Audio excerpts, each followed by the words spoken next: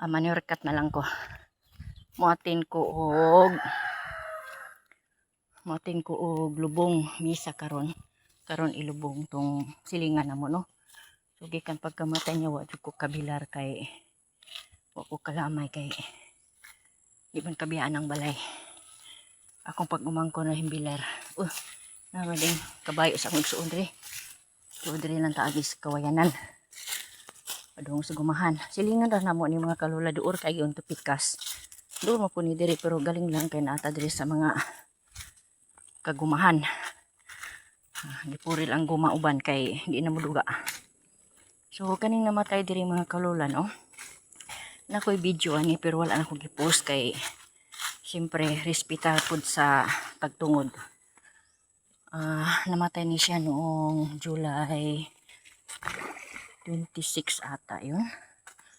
26. Dili dapita sa mga kalula uso ning maghikom tungod sa pamilya.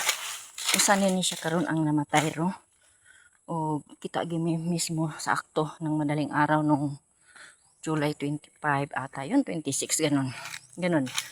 Kasi katong usang namatay nga estudyante po naghikog po tungod sa away nila sa ilang inahan.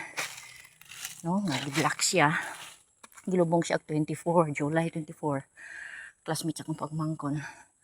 So pagka duha ka adlaw before tulo naghikog po ni among silingan tungod po sa pamilya gihapon no.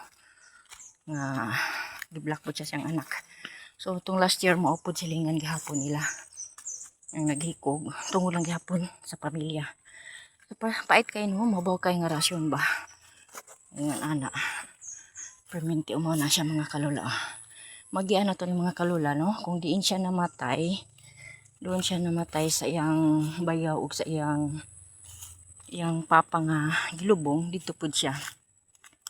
Dito pud siya nagpakamatay no. So magian na to niya. Mga ginalanta kay na mga tao. So mo ni mga kalula. Kana. Mo na siya mga kalula. Kana. Oh, mo na siya. Mo na siya mga kalula. So mubalik ta din na unya. Karon sa libing pag-atin sa misa. So mo na siya mga kalula diha no. Mo na siya.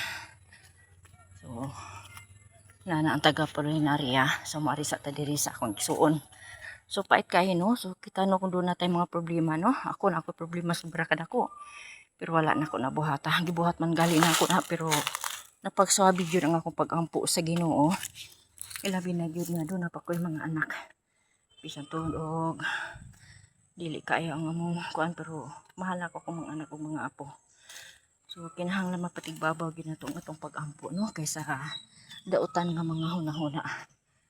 So mora na mga kalula no. Doon ako sa igsuon.